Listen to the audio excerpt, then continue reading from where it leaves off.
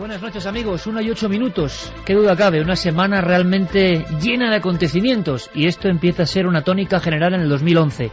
Va a ser difícil en este programa, aunque dure 3 horas, compilar, comprimir todo lo que significa noticia y misterio, pero por supuesto con vuestra ayuda vamos a intentarlo. Comienza el viaje. Siempre nos hemos preguntado si a raíz del incremento de tecnología que tiene el ciudadano medio, esos escurridizos objetos volantes no identificados iban a ser vistos por el mundo con una mayor asiduidad. Y hemos querido hacer una prueba, porque curiosamente en los últimos días los casos en todo el mundo se han incrementado. Algunos medios de comunicación hablan incluso de una gran oleada. Y lo hacen sin tapujos, incluso medios que antes se avergonzaban de las siglas OVNI. Estaremos esta noche muy atentos, eso sí amigos, a todo lo que está pasando en un país que queremos, que hemos visitado muchas veces. Nos llega al alma las imágenes que están llegando en tiempo real de los saqueos en el Museo Egipcio, el más importante quizá de esta cultura, uno de los más importantes del mundo. Están ocurriendo cosas increíbles con las que tiene que ver, al parecer, Wikileaks, Internet y un sinfín de historias que os vamos a intentar contar. Así que a pesar de que empecemos con toda la actualidad asombrosa del fenómeno OVNI, estaremos con las vías de conexión directas con lo que está pasando en estos minutos, esta misma e intensa noche en el país de los faraones. Pero todo comenzaba, y por eso el sonido de Jean-Michel Jarre, que siempre acompaña el sonido del cosmos también, en Argentina. Nuestro informativo, hoy a las 3 de la tarde, hoy en el Valle de Uco, Santos Gamboa, una persona se encontraba con un OVNI. Ha ocurrido hace escasas 15 horas. Carmen, Argentina. Buenas madrugadas, Iker. Efectivamente, en Argentina, Santos Gamboa lograba fotografiar un objeto volante no identificado. Él estaba haciendo diversas fotografías a una tormenta espectacular, según él, según sus palabras, cuando de repente capta un objeto de metal que está suspendido en el aire. La fotografía está ampliada, parece un objeto metálico con la típica forma de platillo volante. Hay una cosa esencial en este informativo. ¿Queréis ver estas filmaciones, estas fotografías? Que la tecnología nos ayude a estar viendo minuto a minuto lo que está pasando en el mundo. Ya en ikerjimenez.com, Carmen, ahora mismo Guillermo León con el mapa de filmaciones y observaciones OVNI de estos últimos días. Efectivamente, Iker, está el dossier especial de Milenio 3, vuelven los ovnis, y en ese mapa del mundo nos pone dónde se han reportado avistamientos de objetos volantes no identificados. Además está el debate de la semana: ¿qué son los ovnis? ¿Extraterrestres, prototipos secretos o fenómenos naturales? Ayer, no hace meses ni años, ayer en Israel, Javier, pasó algo, compañero. Efectivamente, ayer un videoaficionado grabó en Jerusalén desde uno de los miradores más típicos, más clásicos, sobre los que uno tiene unas vistas maravillosas de la ciudad santa de Jerusalén y del Monte Moria, un objeto, una esfera en plena noche que comenzó a bajar sobre la ciudad, se quedó estática flotando en los límites de las luces del centro urbano y dejó, estupefactos a todos los que lo vieran. Y el mundo interconectado, 26 de enero, estamos hablando de esta misma semana. Nos vamos a Chile. Santiago Camacho, buenas noches, compañero. Buenas noches, Iker. Termas del Flaco, concretamente. Cristian González iba conduciendo su camioneta, su pick-up, cuando observa un objeto zigzagueante en el cielo. Se baja automáticamente del automóvil y toma unas espectaculares fotografías, ya que él piensa que no es una nave conocida, no es ni un avión ni un helicóptero. En esas fotografías vemos la furgoneta, vemos el objeto y, según él, era algo que volaba muy rápido y no hacía ningún ruido. Artefactos sin sonido en diferentes partes del mundo. Ahora, lo más extraño quizá nos llega, Carmen, día 25 de enero, esta misma semana, Colombia. En Aldea del Llanito, las personas, los vecinos de esta pequeña aldea, ven una especie de objeto que se mueve de forma horizontal. Pero lo más extraño de todo esto, Iker, es que después de ese avistamiento comienzan a surgir peces muertos de una ciénaga. Más de 2.000 peces. Además han dado incluso las especies que son bocachicos, barbudos, picúas y doncellas. Se pueden ver imágenes espectaculares en los vídeos, cómo surgen del agua esos peces muertos que tienen una peculiaridad. Todo después de ver esa luz, una luz muy potente, que están quemados, tienen las escamas quemadas. 1:13, viajamos a Estados Unidos, Javier. Este mismo martes, el día 25, a la vez que estaban ocurriendo esos fenómenos en el sur del continente americano, en el norte, en Carolina del Norte expresamente, varios testigos observan un objeto triangular, compacto, que vuela a menos de 100 metros del suelo, que emite luces blancas en sus extremos y tiene una luz roja en el centro, que recuerda algunos prototipos militares secretos de los que se viene hablando desde hace años, pero que no se identifica con ninguno de ellos, y que provoca, y esto es interesante, todo un efecto de histeria en los perros que están cerca del lugar de la observación de este objeto. Una vez más, animales que parece que detectan algo. Y los hombres detectamos algo, nuestras cámaras parece que han sido protagonistas. De nuevo en Colombia. Y el mismo día 25, especialmente intenso, Santi. El mismo día 25, en las proximidades del volcán Nevado de Huila, se observan varios objetos que vuelan a gran velocidad, también sin ruido como en estos casos. Los vecinos no muestran especial sorpresa porque esto se viene produciendo casi a diario con cierta asiduidad desde hace casi 2 meses y lo achacan a que quizás los tripulantes de estos aparatos, ellos no dudan que son aparatos tripulados, pueden tener algún tipo de curiosidad hacia el volcán o los efectos geológicos que pueda tener. Otro clásico, volcanes, montañas y objetos cerca de instantes de erupción o de terremoto.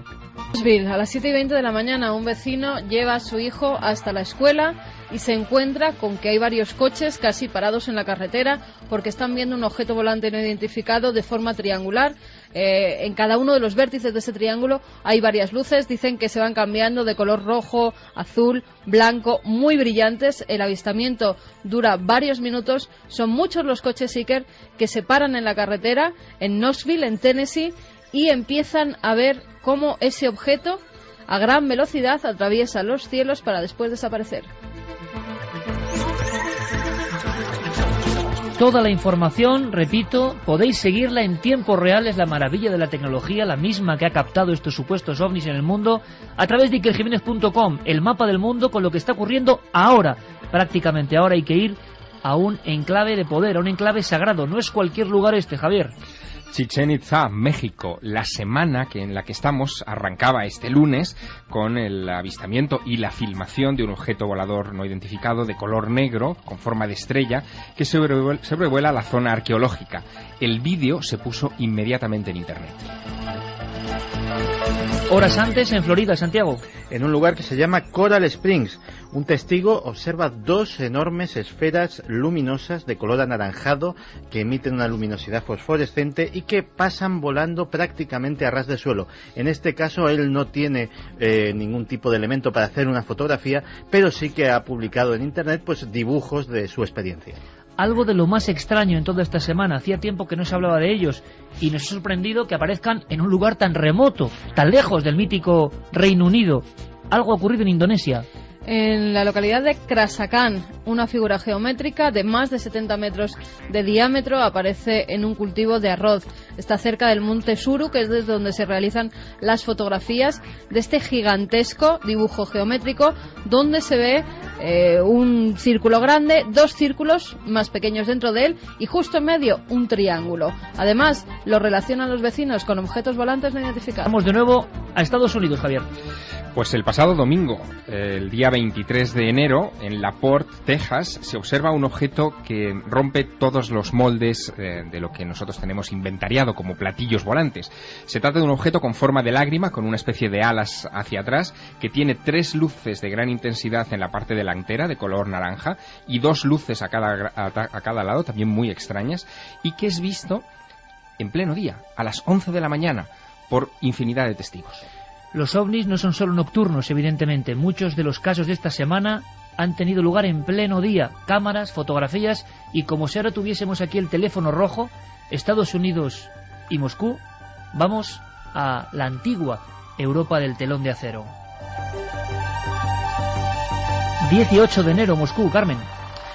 En Moscú, una filmación, un objeto con forma de rombo. Se puede ver perfectamente, es muy brillante. Incluso la filmación, que dura larga, es bastante larga, dura casi 1 minuto. Se puede ver cómo ese rombo va variando en sus formas, llega incluso a aparecer una peonza, tiene como un pico al fondo, arriba pueden verse incluso una especie de ventanillas. Es muy característico, Iker. Además, fueron cientos las personas que pudieron ver cómo ese objeto volante hacía zigzag en el cielo de Moscú y después parecía que se apagaba, como si apagaran una luz o si apagaran el televisor, así lo describían los testigos. Sí que es cierto que va variando de formas. No se sabe si es muy bien por el zoom, en algunas ocasiones se ve que esas luces se van moviendo por el zoom, pero sí que es una forma romboidal perfecta, Iker, que acaba convirtiéndose en peonza. Y podríamos contar muchísimos casos más. Esto ha pasado en una semana. Podríamos terminar también como caso impresionante en el Reino Unido. Todos tienen algo gráfico, todos tienen filmaciones, fotografías, elementos que han deteriorado el campo, los animales. ¿Qué está pasando?, se pregunta la gente. Y nosotros preguntamos a los oyentes de Milenio 3, ¿qué está pasando? Reino Unido para rematar, Javier. Pues una filmación que nuestros oyentes no pueden perderse y que deberían consultar inmediatamente en la página web. En Dudley, en el Reino Unido, un oficial de seguridad llamado Glenn Richards, de 33 años, está fumando un cigarrillo en el jardín de su casa y ve de repente a las 8 menos cuarto de la tarde un triángulo compacto con luces parpadeantes que comienza a dar vueltas sobre su casa. Se asusta, pero entra dentro del domicilio, avisa a su hija pequeña y a su sobrino, que en esos momentos lo acompañan. Lo ven e inmediatamente dan cuenta de ello en Internet. Se colocan en las redes sociales para buscar a ver si hay más información sobre ese triángulo y se encuentran con la filmación que nuestros oyentes pueden ver. Una filmación tomada hace un año en un lugar muy cercano, sobre un centro comercial, y que es realmente sorprendente. Fue obtenida por un teléfono móvil y en lo que se ve es algo que parece un vehículo, en fin, como los nuestros, como un avión extrañísimo, que también tiene las mismas características de vuelo. Da vueltas sobre sí mismo ese triángulo y es perfectamente visible, es decir, no se trata del típico ovni difuso. Algo, desde luego, está sucediendo en los cielos de Dudley y allí lo han bautizado a este fenómeno como el triángulo Dorito de Dudley, porque recuerda a los famosos snacks Doritos, ¿no? 1:21. Lanzábamos 3 posibilidades que siguen siendo las 3 grandes preguntas para este misterio que tenga antiquísimo. paciencia, se ha vuelto a colapsar. ikerjimenez.com nos informan, porque claro, es tanta la gente que está viendo la información de ese dossier especial sobre los ovnis que nos han visitado desde principios de año hasta hoy mismo, Iker. Guillermo León está preparando todo absolutamente al minuto para que, bueno, nuestra propuesta es esa. Si tenemos tantas posibilidades de escrutar el mundo, si tenemos tantas formas de escanear lo que es cada milímetro casi del planeta Tierra, estos objetos tan escurridizos llamados ovnis, que siempre parece que llegan de puntillas y se marchan de la forma más extraña, ¿serán captados de forma masiva? Hemos hecho el experimento y creo que lo hemos hecho en la semana más intensa de los últimos años. Algo debe estar ocurriendo. Las formas, las efigies de alguna forma de este misterio nos dejan sorprendidos. Lanzábamos 3 preguntas. Y digo que siguen estando ahí desde el principio del tiempo. ¿Fenómenos naturales, artefactos humanos que desconocemos o hermanos del más allá, de las estrellas, podemos decir, extraterrestres? Por supuesto que la opinión la vuestra. Vías de contacto ya abiertas, Carmen. Pues las vías de contacto, como siempre, milenio3 con número @cadenaser.com. Nuestro SMS es 27699, palabra clave milenio, espacio vuestros mensajes, y también la web de la Cadena Ser, donde ya nos están dejando, Iker, muchas opiniones sobre esos objetos Había volantes. casos en España que nos han llegado esta semana y que no hemos incluido. Había casos en España, en Fuengirola, en diferentes puntos. Si tenéis información al detalle, por favor. Ahora tenemos esa página, aunque está sufriendo las visitas, en el buen sentido, de miles y miles de personas en este mismo minuto. Tenemos esa pestaña de Facebook de alguna forma, porque las redes sociales y de Twitter también han sido importantes en estos casos, y están siendo importantes, dicen, aunque se ha cortado Internet, en lo que está pasando en Egipto. En apenas unos minutos vamos a conectar con personas que están en el centro del Cairo viendo lo que está pasando. Si no sabéis lo que está pasando, porque no habéis visto las noticias, atentos a lo que nos van a contar sobre todo Santiago Camacho y Javier Sierra, la interpretación psicológica, conspiranoica de lo que está pasando en el país de los faraones. Solo os adelanto una cosa: a estas mismas horas hay personas dándose la mano espontáneamente, que han sacado cuchillos y que están defendiendo las pirámides, que se han puesto delante de las pirámides porque temen que la propia gente ataque a las pirámides. Destrozos importantes en estatuillas con 4000 años en el Museo de Egipto. En fin, hay que contarlo todo con detalle, pero ahora, enseguida, vamos a viajar a Colombia, porque lo de los peces quemados yo creo que hay que observarlo con lupa. Nunca Nunca antes habías estado tan cerca de lo desconocido. Milenio 3. Cadena Ser. Jovencísimo equipo, por cierto. Carlos Largo, Fermín Agustí. Estamos todos. ¿Estáis ahí? Carmen ha dado algunos datos que relacionan dos de los grandes misterios del 2011. Muertes masivas de animales y observación en los cielos de algo. Conectamos con los compañeros de Caracol porque han estado en ese río, en ese lugar, en esa ciénaga. Han visto los miles de peces quemados, muertos, han subido a la superficie. Y aquí lo interesante es que las personas habían visto perfectamente las evoluciones de una especie de luz que irradiaba en las aguas. Escuchemos.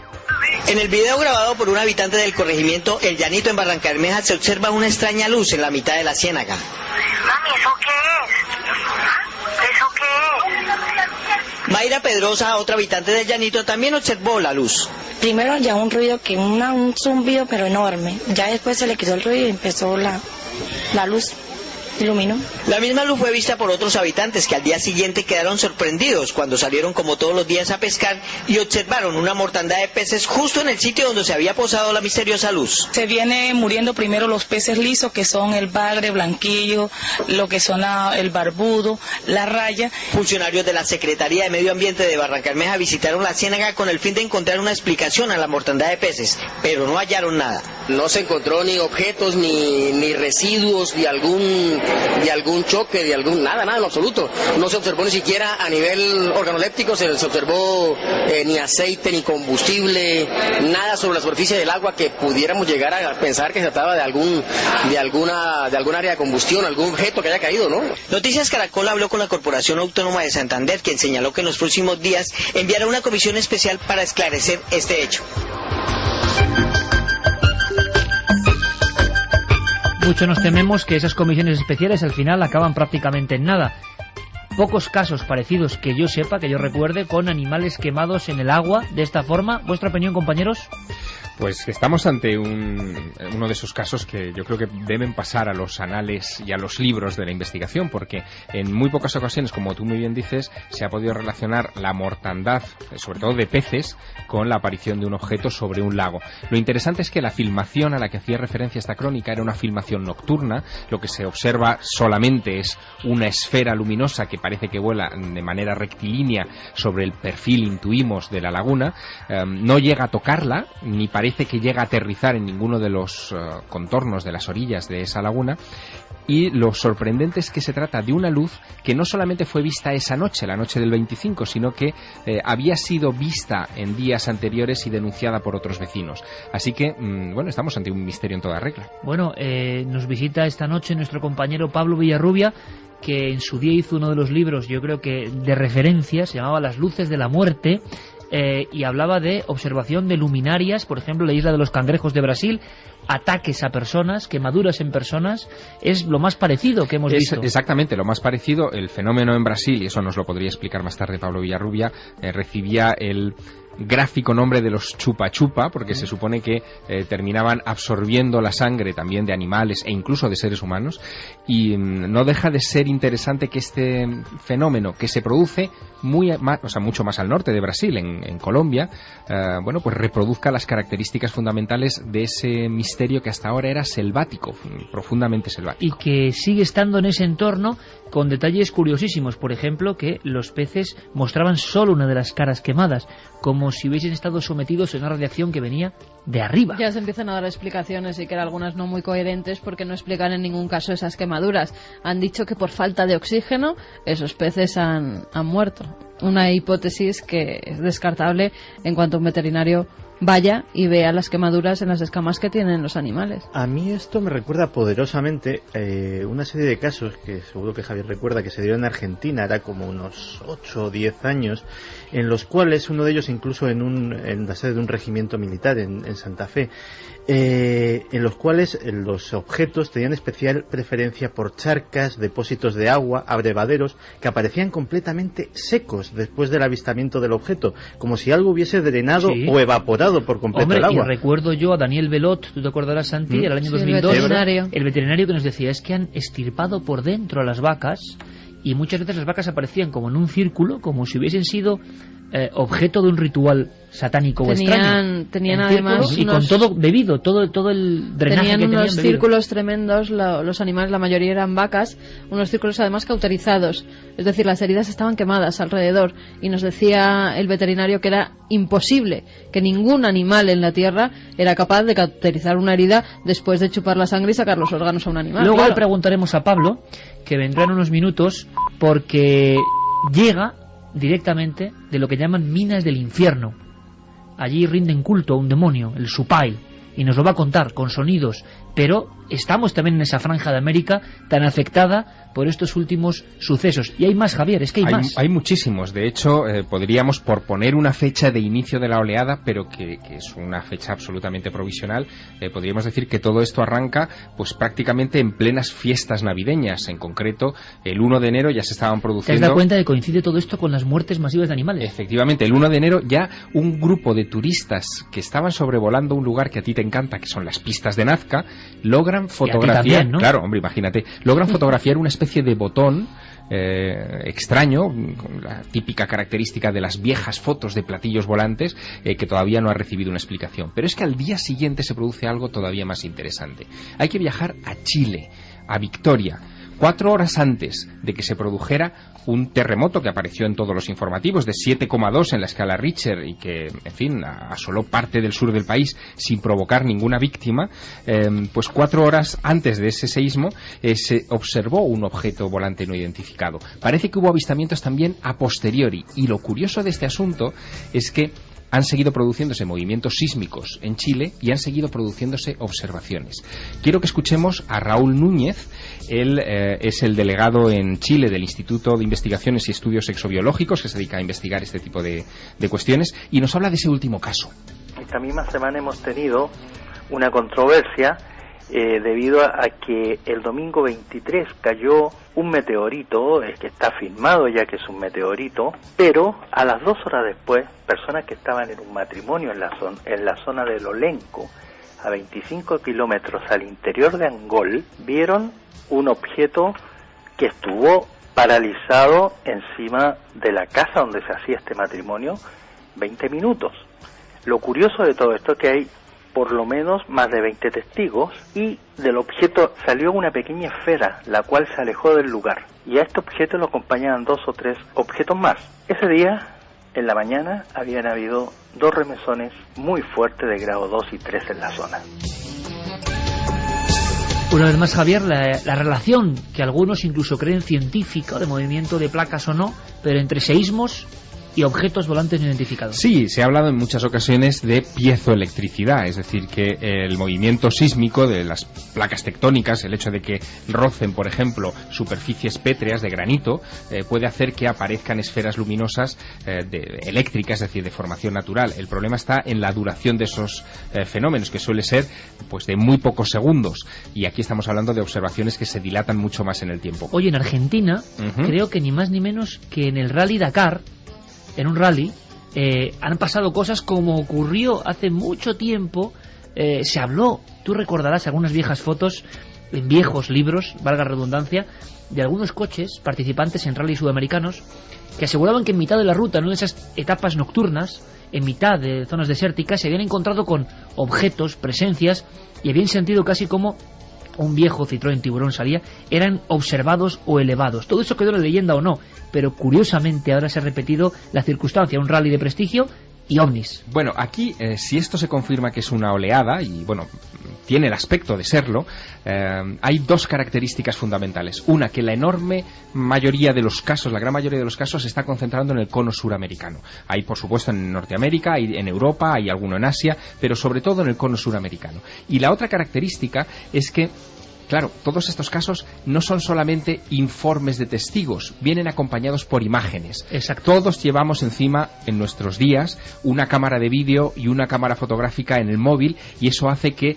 en fin, la profusión de documentos gráficos a este respecto sea abrumadora. Es lo que ha sucedido en Argentina. El Día de Reyes, el Rally Dakar 2011, que hace el trayecto ahora entre Argentina y Chile, acercándose a la localidad de Victoria, en Entre Ríos, provoca mucha expectación. Hay mucha gente con sus cámaras de fotos, y una muchacha que lleva una cámara digital, toma varias secuencias al paso de un camión MAN, el número 804 de la carrera, y encima de ese camión observa una mancha perfectamente definida como una lentejita que tiene las características clásicas del platillo volante. Las imágenes se pueden ver en nuestra página web, en ikerjimenez.com, pero lo que sorprende de este asunto es cómo se ha dado a conocer esta imagen y por qué ha saltado a los medios de comunicación. Mira, hemos hablado con Fabio Junco, que es corresponsal en Argentina de la cadena SER, y allí nos habla de cómo ha sido ese proceso de la divulgación de la imagen y el papel que han jugado las redes sociales. Esto fue inmediatamente subido a los portales de internet de la provincia y luego ya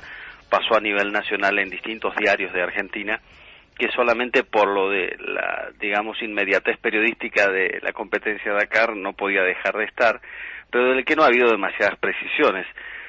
Solamente de que esta joven la subió primero en su web, en su Facebook, y luego directamente han sido publicadas en diarios nacionales. Una semana más tarde, en el mismo rally, el día 13 de enero, a su paso por San Juan, en Chile, una universitaria de 19 años, Andrea Cáceres, fotografía otra vez objetos extraños cerca del Cerro Villicum. Fue a las 3:30 de la tarde. Estamos hablando de avistamientos diurnos, que también es una característica rara en el fenómeno. Como sabemos, la mayor parte de las fotografías y de testigos que hablan de este tipo de observaciones suelen referirse a luces por la noche. Aquí estamos hablando de objetos vistos a la luz del día y que también inmediatamente encuentran eco en la prensa, en este caso chilena, gracias a la publicación de esas imágenes en las redes sociales. Es curioso porque esa zona de la Tierra, precisamente los desiertos que separan Chile de Argentina, que, bueno, conocemos perfectamente y hemos rondado por ellos, me estoy imaginando, no sé por qué, me estoy imaginando esas figuras gigantescas, enormes, de las llanuras, de las planicies chilenas, esa figura que grabaron, quién sabe si hace más de 1000 o 1200 años, y lo llamaron el gigante de Atacama.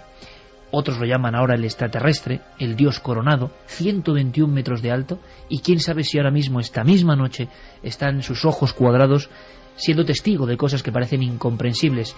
Rápidamente conectaremos en breve con Egipto, repetimos, porque están pasando demasiadas cosas. Santi, es curioso, ahora me lo cuentas, las redes sociales e Internet, protagonista en la difusión del fenómeno ovni ahora mismo. Vuelven los ovnis, dice Guillermo en su trabajo, y nosotros lanzábamos una encuesta que no sé cómo va, pero va a ser interesante en el 2011. ¿Qué piensa la gente de este misterio? En ikerjimenez.com pueden seguir votando. La pregunta era: ¿qué son los ovnis? ¿Extraterrestres, prototipos secretos o fenómenos naturales? Bueno, pues la primera opción, extraterrestre, 63,2%, es la opción más elegida, 29,9% para prototipos secretos y tan solo un 6,8% fenómenos naturales. 63% de las personas ahora mismo, muchísimos votos, piensan que son extraterrestres. A mí personalmente no me deja de sorprender este dato.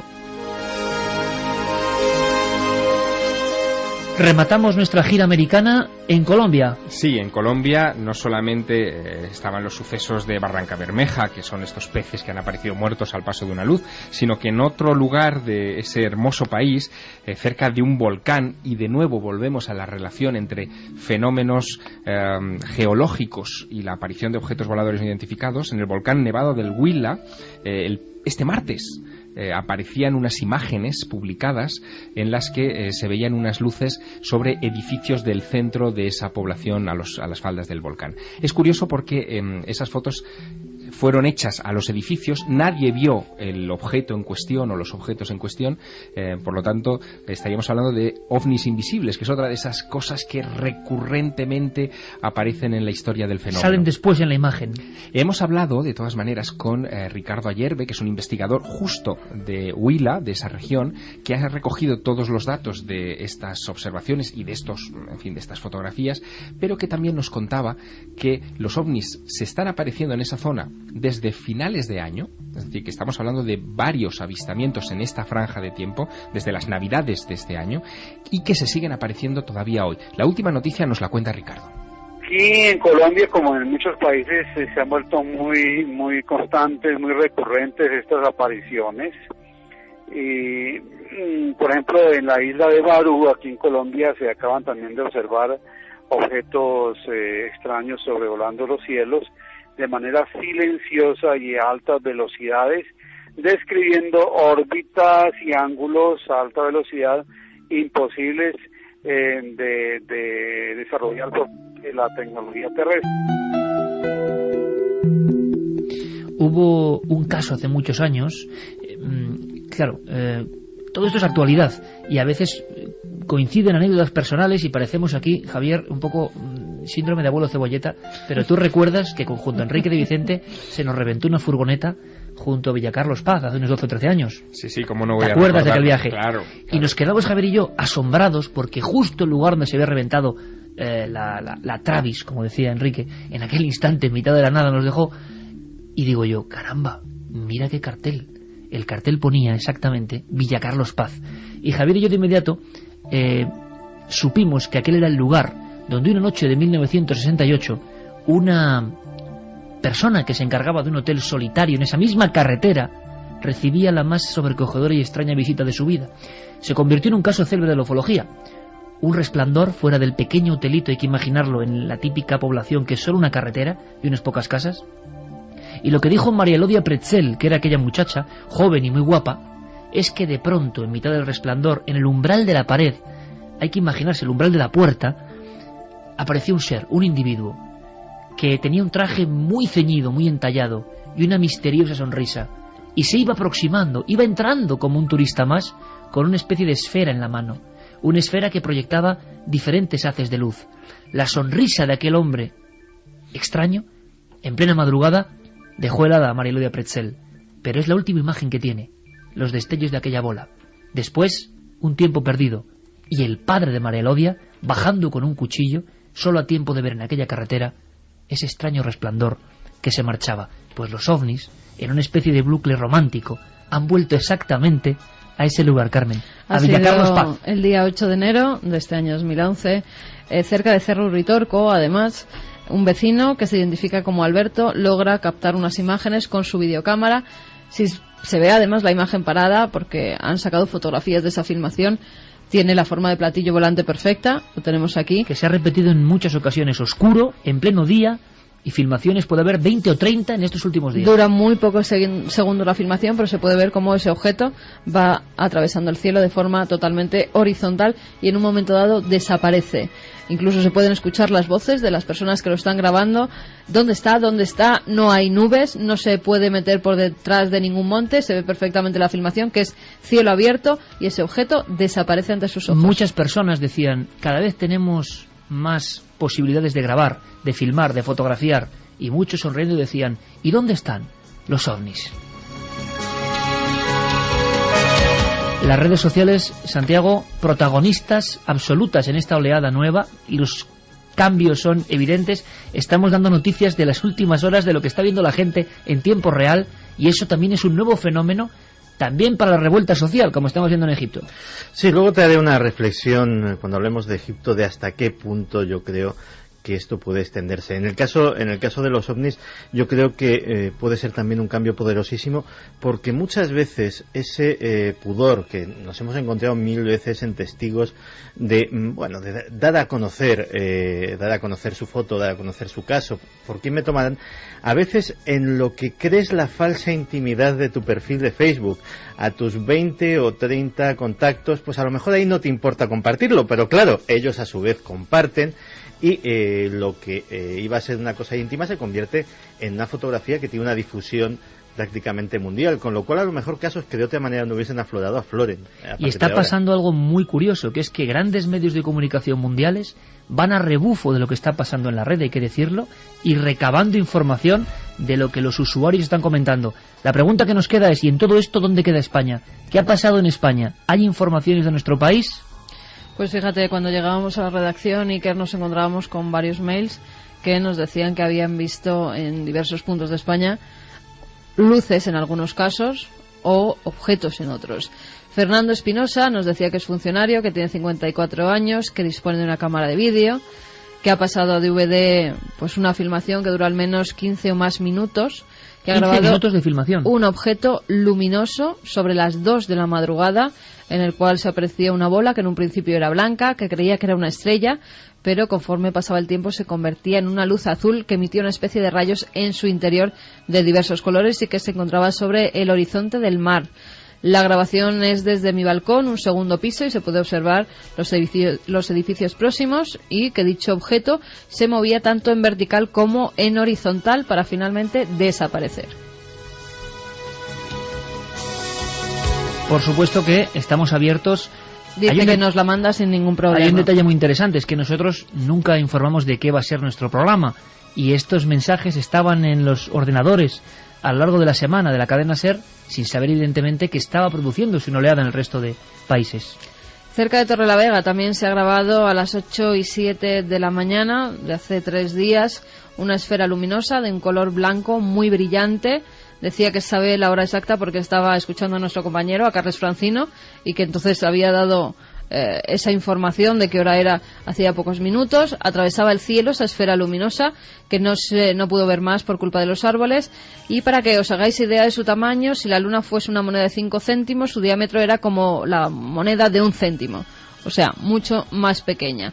Pude verla a través del parabrisas delantero de mi coche y os aseguro que la velocidad era considerable. Cerca de Torrelavega. Sí, se me hace muy difícil pensar que era un avión, por lo que he pensado que podría ser una estrella fugaz, un meteorito o, por qué no, un ovni. Si averiguáis algo, por favor, informarme. Esto ha sucedido en un pueblo de Cantabria cerca de Torrelavega. Bueno, seguimos abiertos, y ¿cómo podíamos explicar? Vamos a intentar hacerlo, lo que está pasando en ese país que tanto queremos. Vamos a cambiar el tono incluso, Noel, y rápidamente conectaremos con diferentes compañeros que están allí. Yo lo decía, para quien no ha seguido las noticias, que evidentemente es noticia de portada mundial, estos minutos, Javier, Santiago, hacer una guía rápida para entender el trasfondo de lo que está pasando en Egipto y que tiene que ver con los misterios. Pues en realidad todo lo que está sucediendo en Egipto tiene mucho que ver con lo que sucedió hace unos días en Túnez. De hecho, los expertos en política internacional ya lo llaman a esto el virus de Túnez, porque tiene peligro de contagiarse, propagarse a otros países del área. En Túnez hay, como todos hemos sabido, una revuelta popular que, curiosamente, y muy a raíz de cosas que hemos estado hablando durante estas semanas en este programa, se desata sobre todo a raíz de Wikileaks, de los famosos cables diplomáticos que a un pueblo que estaba absolutamente a oscuras del nivel de corrupción de su familia gobernante, de hasta qué punto la mujer del presidente y su familia controlaban bancos, transportes, energía, prácticamente los centros vitales del país. De repente, a través de esa filtración, empiezan a hacerse una idea. La cosa empieza a tensarse, y es cuando un comerciante callejero, un hombre que tenía un puesto de fruta, en su desesperación, ya presa de esa crispación, se inmola en público, se convierte en el mártir de esa revolución y se precipitan los hechos. Esa revolución tiene éxito y automáticamente diversos países que están en situaciones muy parecidas, y Egipto es uno de ellos, Yemen, pero ahora mismo los expertos están pensando en Jordania, en Arabia Saudí, en Argelia, en Marruecos. Lógicamente los locales empiezan a decir, oye, si esta gente se ha dado cuenta de que si salimos todos a la calle, si salimos 100.000, 1 millón, ¿qué nos van a hacer? ¿Nos van a matar? ¿Nos van a encarcelar a todos? Automáticamente las redes sociales, los Twitter, los Facebook, empiezan a echar humo de gente que convoca manifestaciones espontáneas en diversas ciudades. El gobierno, cuando quiere darse cuenta y cortar teléfonos móviles, cortar accesos a Internet, ya es demasiado tarde. Ahora mismo, a esta hora, está todo cortado en Egipto. Cualquier acceso a Internet, nos han comunicado. Acceso a Internet todavía. Hay un limitado acceso a telefonía móvil, aunque parece ser que, por ejemplo, la navegación por Internet a través de teléfono móvil también está cortada. Santi, por los datos que nos van llegando, ha habido una serie de presos que se han escapado de la cárcel y han matado al director. Ha habido unas refriegas tremendas en los últimos minutos. Hay como una sensación de descontrol absoluto, temor en las propias personas egipcias de que ataquen algunos de los tesoros que ellos consideran parte de su patrimonio. Ahora hablaremos de eso. Y Wikileaks, que ya informaba, esto sí que me ha dejado de piedra, Santi ha accedido directamente a los informes. Wikileaks informaba del poder siniestro, vamos a llamarlo así para ellos, de los blogs en Egipto hace 2 años ya. Pues sí, tengo ahora mismo delante uno de los famosos cables diplomáticos, fechado el 30 de marzo de 2009, y que se titula Los blogueros moviéndose del activismo hacia un discurso y libertad de expresión más amplios.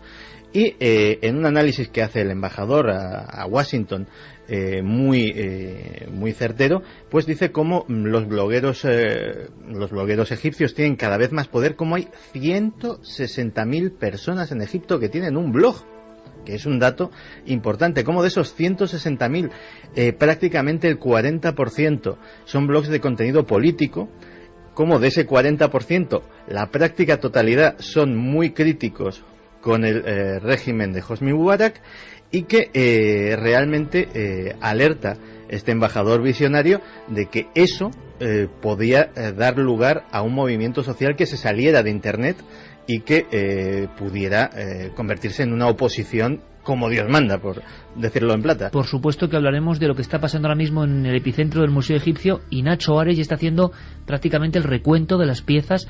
Hay escenas, ¿verdad, Carmen?, que nos han llegado de algunas estatuillas importantes, figuras que todos hemos visto, que solo quedan los pies. Sí, o sea, que han sido y dos momias rebanadas, que no sabemos todavía cuáles son, que están dañadas, pero sí, al parecer hay decenas de figuras que han sido rotas. Nos decían desde Egipto que bueno, que no parece muy grave, que podrán restaurarse, pero que sí que es cierto que han sufrido daños, que dentro. ¿Quiénes y fíjate, han sido? Decían las noticias ahora que estaban temiendo que el fuego que se ha producido en el centro del Cairo llegue las llamas hasta el museo, porque está bastante cerquita, no pueden contener ese incendio, y lo que está pidiendo Zahi Hawass desde las televisiones egipcias es que por favor que manden a todo el ejército. Está pasando ahora, Iker. Está pasando ahora, y entonces minuto a minuto vamos a seguir lo que ocurra y conectaremos con compañeros. Javier, tú has hablado, me parece tremendo el término en ocasión, un poco el síndrome de los faraones. Sí, lo he comentado un poco en petit comité porque creo que podría estar detrás de lo que está ocurriendo en estos momentos y de la revuelta social que estamos viviendo, ¿no? Tiene que ver con lo siguiente. Si tú te fijas en la historia reciente de Egipto, cada vez que uno de los presidentes se ha intentado perpetuar o ha intentado colocar a un delfín o a un hijo o ha hablado de la sucesión tratando de definirla, el pueblo se ha levantado o ha habido algún tipo de revolución o de atentado, de magnicidio. No hay más que recordar, por ejemplo, al presidente Sadat, pero lo que está ocurriendo ahora es justo también eso. Desde hace ya 3 años al menos, Hosni Mubarak viene hablando insistentemente de su sucesión con su hijo, y aquí es donde parece que ha llegado al tope la paciencia también de la población, porque no quiere volver a tener algo dinástico pendiendo sobre ellos. No quieren otra vez a los faraones, no quieren esa gente dominándoles durante tanto tiempo. La gran pregunta es por qué han atacado, y has hablado, Javier, con especialistas, eso es, en concreto conservadores de momias del Museo Egipcio. Creo que es un material increíble. Primero, ¿quiénes han sido? Por aquí está ya la conspiración, Santi. ¿Qué clase de personas han burlado las normas de seguridad y se han metido a romper los tesoros de los egipcios? Sus propios tesoros. Esto es muy extraño, porque si hay un pueblo consciente del valor que tienen las antigüedades para ellos, para su economía, para su desarrollo, en fin, para lo que son, es el pueblo egipcio. El pueblo egipcio es uno de los pueblos, tú lo conoces también bien, Iker, más considerados con la antigüedad del mundo y más admiradores de su legado que existen. De hecho, se enfadan cuando escuchan teorías al respecto de que si las pirámides las construyeron los extraterrestres, porque ellos creen que fueron sus antepasados y se enorgullecen de ello, fueron los que la levantaron. Lo curioso es que, fíjate, ha habido una reacción muy singular en torno al Museo Egipcio del Cairo. La está viendo ahora gente que patrulla alrededor del museo, civiles, para impedir que saqueadores entren dentro de sus instalaciones y las roben. Un momento, Javier, porque están llegando imágenes en este momento, en este minuto. Esto es la intercomunicación total. Te escuchamos con mucha atención, pero Carmen, están llegando nuevas imágenes del interior del museo. ¿Qué se puede ver? ¿Qué podemos contar al público? Pues podemos ver a soldados armados hasta los dientes. Llevan, además, con intención, yo creo que de disparar si se encuentran a alguien, las escopetas. Estoy viendo ahora mismo cráneos por el suelo. Sí, estoy viendo también figurillas, vitrinas rotas, algunas de las piezas las típicas vitrinas del Museo del Cairo. Destrozadas, sí. Claro. Mira, el barco típico que había en una de las salas, el barco egipcio, además, si os acordáis, con las estatuillas que iban encima, destrozado por completo, y los militares intentando ver si hay alguien que todavía está en el interior. Ahí está, mira, una estatuilla rota completamente. Carmen, nosotros hemos conseguido hablar hace unos minutos, justo antes de empezar el programa, con Mohamed Osman, que es uno de los conservadores de esas momias que estamos viendo en imágenes destrozadas en el suelo. Y Mohamed Osman, que trabaja para el Museo del Cairo, que todos los días pasea por esos pasillos increíbles, nos estaba contando que la situación está muy mal. Vamos a escucharlo.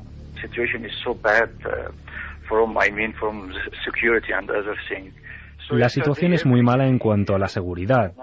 Ayer por la tarde 9 personas interrumpieron e intentaron atacar el museo para robar algunas piezas, pero solo provocaron algunos daños en algunas piezas de madera y algunas antiguas momias.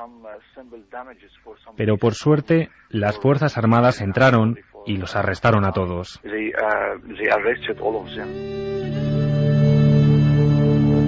La situación se está complicando por momentos porque los medios de comunicación se están focalizando sobre todo en lo que ocurre en el Cairo, que es donde está centrada toda la atención, pero ya hay focos en otras partes del país donde también hay museos y colecciones importantes de antigüedades. Por suerte hemos tenido la fortuna de tener línea con Egipto y lograr comunicarnos... Que es un milagro, es un milagro en estos momentos, sí, y lograr comunicarnos con Miriam Seco, que es arqueóloga, que ha estado excavando en busca de Tutmosis III en las dunas egipcias, y ella nos contaba que sí, que la situación mala es la del Cairo, pero que esos otros focos están abiertos. La escuchamos. Bueno, pues ahora la verdad la situación peor es aquí en el Cairo, también está mal en Alejandría, en la ciudad de Ismailía, pero claro, ahora se ha generalizado este caos y es lo que ha empezado pues la gente, pues ladrones que están en la calle a robar y aprovechándose de que ha desaparecido la policía. Y entonces, bueno, pues han salido como bandas de ladrones a robar tiendas, a robar casas, a robar todo lo que pillan, ¿no? En Luxor, ahora en las noticias salía que había empezado a haber varios robos en la ciudad de Armand y ahora empezaba también un poco en la ciudad de Luxor. Se están protegiendo otros lugares arqueológicos enviando, evidentemente, pero ¿por qué ese seguridad. temor? Se preguntará nuestro público. ¿Por qué ese temor? ¿Simples bandas de ladrones que ahora tienen la ocasión hay algo, ni pintada para llevarse material? Hay algo ahí que tiene que ver con un doble miedo. Por un lado, el miedo del robo, de alguien que quiera expoliar esas antigüedades para después venderlas en el mercado negro. Todo lo que sea egipcio se vende inmediatamente en el mercado negro. Pero también está el temor de que sean, por ejemplo, los hermanos musulmanes los que puedan encauzar algunas de estas acciones contra el patrimonio egipcio, porque al fin y al cabo, digamos que ellos serían iconoclastas, querrían acabar con todas las imágenes del pasado porque son pecaminosas. Hombre, recordamos, Javier, la historia de Tutankamón. Lo peor que podía ocurrir es que te borrasen el nombre, y cuando llegó el Islam, es cierto, muchas de las figuras en diferentes culturas son picadas pacientemente. Escucha, por favor, a Miriam Seco, que nos vuelve a contar cómo se están protegiendo estos monumentos. Ahora mismo en todos los lugares han tomado medidas. Por ejemplo, el doctor Zahi Hawass estaba comentando el Museo de las Joyas de Alejandría, pues habían metido todo en las cajas fuertes. O sea, medidas se han tomado. Los museos están cerrados, bueno, para evitar en la manera de lo posible pues este tipo de robos. Pero mira, en el Museo Egipcio pues han entrado con unas escaleras de incendio que había por detrás y rompiendo unas ventanas de la parte de arriba, ¿sabes? O sea que medidas están tomando, pero si no se controla la situación, pues seguirá habiendo robos, claro. Milenio 3 ha tirado sus tentáculos de amigos que están ahora mismo en Egipto. Hemos hablado con arqueólogos, hemos hablado con compañeros que lo están viviendo en estos momentos. La última hora, y nuestros compañeros de informativos, por supuesto, nos darán noticias de lo que está pasando ahora mismo, es que miles de turistas intentan salir del país. Y no pueden, y que se han suspendido los vuelos. Vamos a ver si a las 8 de la mañana se levanta ese estado de sitio que tienen ahora mismo en el aeropuerto, y algunas compañías, por lo menos europeas y estadounidenses, empiezan a fletar vuelos porque hay mucha gente intentando salir del país. Y sobre todo esas comitivas que buscan qué, y gente, ahora, la última noticia es defendiendo la máscara de alguna forma de Tutankamón, decían algunos periódicos norteamericanos. Santi, conspiración, se habla de ello, ¿sí, no? Sí, y lo profundizaremos en un segundo. Pues ahora todas las noticias de nuestros compañeros, atentos a lo que ocurre en Egipto, volvemos en apenas 5 minutos. 2 y 7 minutos, está pasando ahora mismo en el mundo y lo estamos contando. Esa es la magia también de hacer radio, de poder estar asomados a ese balcón infinito que es el micrófono amarillo de la cadena SER.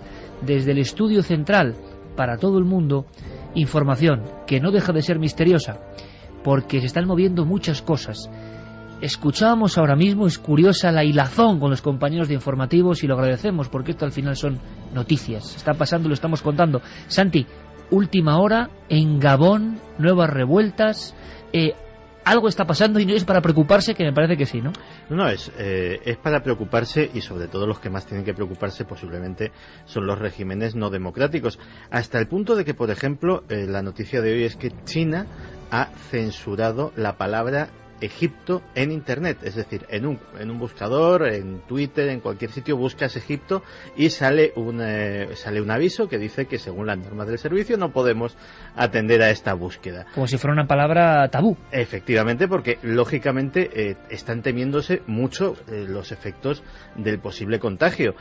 Mismamente el mero hecho de que haya surgido esta noticia en Gabón, es que estamos hablando de horas, es decir, cuando hace apenas 6-7 horas la gente se sorprendía porque la cosa había trascendido a Yemen. Santi, pero tú dabas un dato también en la mesa de redacción antes de entrar aquí al estudio que a mí me parece clave. Egipto no es un país cualquiera, es un país geoestratégico fundamental que tiene un elemento importantísimo para el desarrollo de Occidente, que es el canal de Suez. Efectivamente, o sea, ya a raíz de eso, simplemente por la crisis que hay montada en Egipto, eso ya ha hecho subir el precio del petróleo, ya ha hecho que determinados mercados de futuros, por ejemplo, los que tienen que ver con las exportaciones japonesas y chinas, estén modificando sus precios, porque si el canal de Suez cierra por cualquier razón que sea, el comercio mundial de petróleo, de mercancías procedentes del Extremo Oriente, etcétera, etcétera, se queda absolutamente colapsado y... porque sigue siendo esa tubería que conecta al mundo. Claro, o sea, estamos hablando de diferencias de muchos días que en grandes operaciones económicas suponen muchos Santi, millones de dólares. Acabamos la primera hora, hay más documentos que tiene Javier, que con nuestro compañero Carlos Largo han ido sondeando y lo agradecemos muchísimo. También que los compañeros de informativos lo comenten y lo empleen, por supuesto, estamos todos en el mismo frente porque hay que ver hasta el dramatismo un poco, ¿no?, de las palabras de la arqueóloga Miriam Seco, viendo que algo que ella ama, posiblemente más que nadie, que es la arqueología, corre peligro y se están guardando las piezas. Es una escena como increíble. Pero Santi, hablamos de conspiración. Solo te pregunto, te lo decía hace unas cuantas horas, oye, ¿qué se está diciendo en esos foros que tú controlas? En ese mundo paralelo, pero que empieza ya a ser muy importante, de la conspiración, de lo que está pasando. ¿Lo tenían ya claro? ¿Estaba escrito? ¿Hay poderes ocultos también? Vamos a ver, una de las cosas que sobre todo en foros especializados en temas de inteligencia, algunos de ellos con fuentes muy bien informadas, resaltan es que, por ejemplo, en sitios como la sede de la CIA, a día de hoy cunde el desconcierto y no poca inquietud a raíz de todo lo que está sucediendo, porque también para eso Egipto es un país clave. Es decir, el mero hecho de que Hosni Mubarak haya designado como vicepresidente a Omar Solimán no es accidental. Era el jefe del Directorio General de Inteligencia, junto con el Mossad, posiblemente el servicio de inteligencia más poderoso de la zona. Él ha sido la puerta al extremismo islámico, el que le ha cerrado la puerta posiblemente a todo el norte de África, porque, para hacernos una idea, este hombre, cuando sucede el atentado del 11S, la CIA tenía un absoluto desconcierto y un absoluto desconocimiento de lo que era Al-Qaeda. Él es quien forma personalmente, quien se los lleva a Egipto y quien manda asesores a Al-Angli a formar a los agentes de la CIA sobre qué es Al-Qaeda, quiénes son los personajes claves, qué tipo de acciones, cómo se monta una célula de Al-Qaeda, etcétera, etcétera, porque la propia CIA desconocía esa información. Entonces, el mensaje que se quiere transmitir interno es muy claro, es decir, este es el hombre que ha parado con mano de hierro cualquier tipo de giro hacia el islamismo que pudiera haber habido dentro de Egipto. El mensaje interno es: esto, va a haber reformas, pero vamos a tratarlas con mano de hierro. Y el mensaje hacia el exterior: Obama ayer da un discurso sobre su conversación con Hosni Mubarak, algo absolutamente inédito. El mensaje es de tranquilidad, de decir, bueno, el hombre que ha estado cerrando la puerta al integrismo islámico en nuestro país y por ende en toda la zona, le he dado un cargo de responsabilidad en mi gobierno. Pero, desde luego, desde esos foros de inteligencia la cosa se ve con absoluto pavor. O sea, y la palabra es esa. Y descontrol, ¿no? Sí. ¿Quiénes son esos 9 individuos? Se está diciendo 9 en concreto, un número que ha entrado en el museo más importante, de los más importantes del mundo, a romper cosas? Pues se ha especulado con todo tipo de posibilidades, pero quizá la teoría que ha calado más a fecha de hoy, y apenas han pasado 24 horas desde ese asalto al Museo Egipcio del Cairo, es que pudieran tratarse de agentes desestabilizadores enviados por el propio Hosni Mubarak para crear... Teoría de conspiración, por tanto. Exacto, para crear animadversión contra la revuelta, ¿no?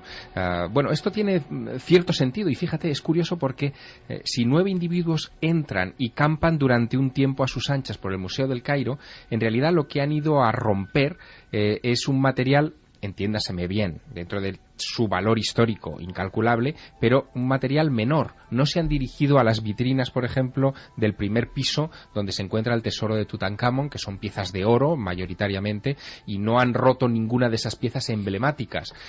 No han atentado contra las momias reales. Hay una sala de momias donde están, exacto, donde están desde Ramsés II hasta Seti I. Bueno, en fin, todos estos faraones se encuentran allí descansando el sueño eterno. Pues no se ha atentado contra esas momias, ha atentado contra momias menores, entiéndaseme, entre comillas, en uno de los pasillos laterales del museo. ¿Creen algunos egipcios que curiosamente es un país, hay que decirlo, muy proclive a la conspiración? Están censurando todo, ¿no nos habrán censurado también hasta esa información? Claro, podría ser. Porque puede ser que nos estén censurando también esa información y que posteriormente pues se restauren esas piezas. Vamos a hacer una cosa, ¿por qué no conectamos con Nacho Ares, nuestro compañero, director de la revista Arqueología?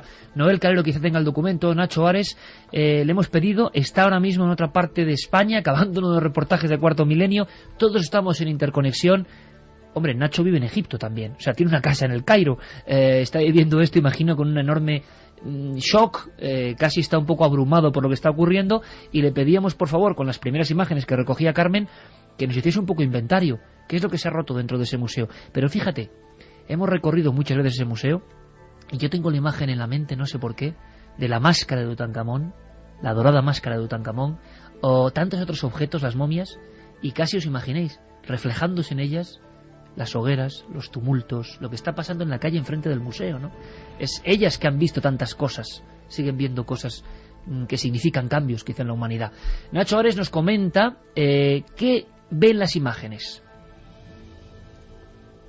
Hombre, yo no creía que se iba a llegar a este punto. O sea, yo recuerdo que en el día de ayer, el viernes, cuando toda la problemática suscitada por la reclamación de mejoras políticas llevó a la gente a la calle, bueno, pues veía, y también hablando con amigos de allí, comentaban que la situación era tensa, y sobre todo el mayor problema es que se acercaban al Museo del Cairo, donde pared con pared, en la parte de la biblioteca del museo, está uno de los edificios del gobierno que ha ardido totalmente, y lo hemos visto en las imágenes de televisión, y que eso pudiera dañar al propio museo, ¿no?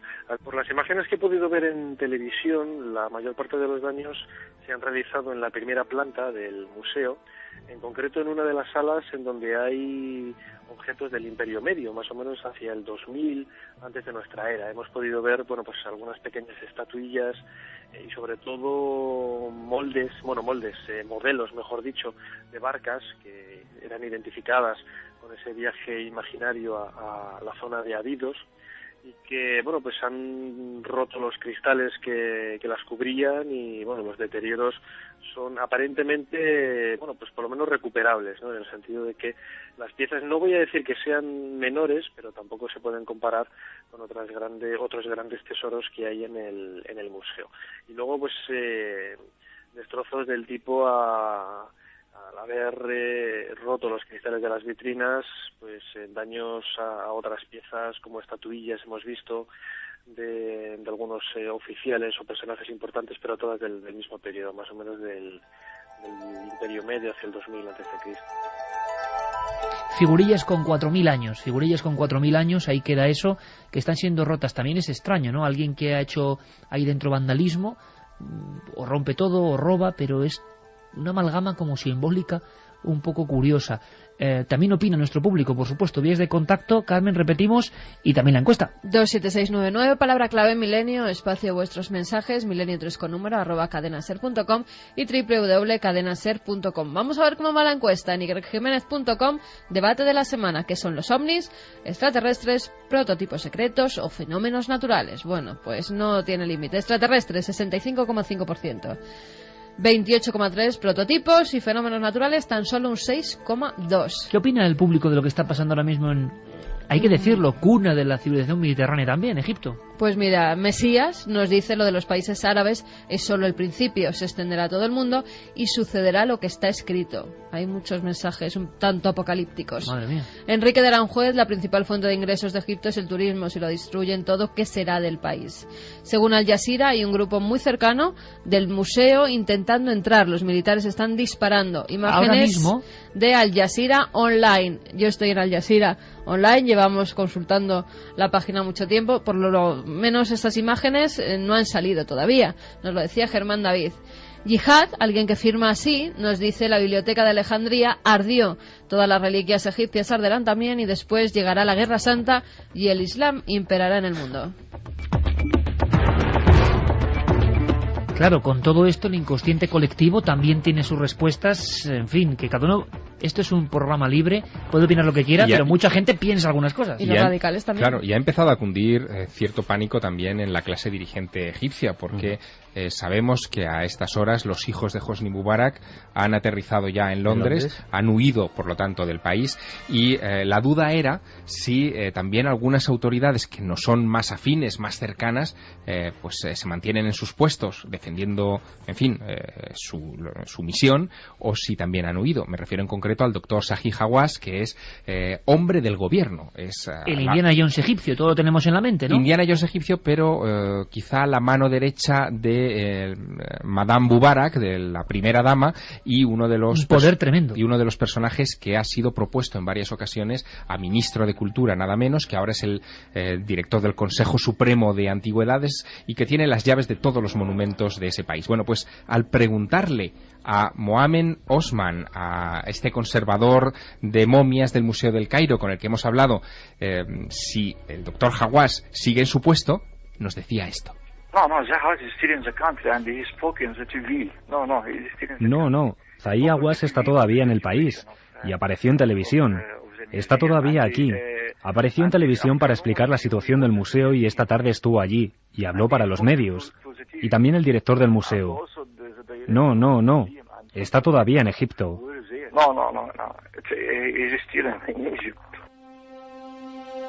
Otro documento interesante en la noche de Milenio 3 está ocurriendo y lo estamos contando. Otra cosa, otro elemento, y enseguida nos marchamos a las minas del infierno. Y curioso, ¿queréis escuchar a... ¿cómo se pronuncia? Shyamalan, el director. Shyamalan, sí. Shyamalan. Bueno, ¿qué cantidad de amigos nos han preguntado por el director del Sexto Sentido y por su vida conectada con lo paranormal? Bueno, pues esta noche en Milenio 3, este director va a contarnos cosas. O sea que tenemos una noche apretada, tanto como para decir otro elemento de conspiración en Egipto. Aunque cerremos el expediente ahora, estaremos muy pendientes toda la noche con conexiones. Santi, personas importantísimas, influyentes, fíjate, todos los grandes claves de momentos de conspiración se están cumpliendo ahora mismo. Rumores con internet apagado, nos confirmaba por vía interna Álvaro Zamarreño, que estaba en su hotel, que hay apagón de internet. No hay posibilidades. Y de SMS también. Comunicándose por fax y teléfono, como hace Vamos, como unos reporteros del año 87, por ejemplo. Y ya muchos teléfonos no funcionan lo que es el contacto vía SMS. Entonces, ya lo han censurado también. Esto acaban de decir, nos ha informado nuestro compañero de la cadena SER, que está haciendo un gran trabajo, Santi, y nos dicen que hay rumores en mitad de esta oscuridad, de este apagón, de que muchos personajes importantes de la sociedad egipcia, con poder, están huyendo, sobre todo hacia el Reino Unido. Sí, de hecho, en ese vuelo que llevaría a la mujer y a los hijos de Mubarak, habría cierto número de personajes importantes, y ahora mismo clavados en el aeropuerto, porque igual que hay mucha gente que por el toque de queda no puede salir del aeropuerto, hay mucha gente que ha llegado al aeropuerto pero su vuelo no sale y sigue allí, pues habría también cierto número de personajes relevantes, tanto afines al régimen como personas adineradas que directamente pues quieren quitarse de en medio y no estar allí, que están intentando salir del país. Pero permíteme, porque a raíz de todos estos mensajes apocalípticos que ha leído Carmen, yo no me resisto a hacerte la reflexión que te anunciaba antes. Y es una cosa que os he dicho al llegar aquí esta tarde.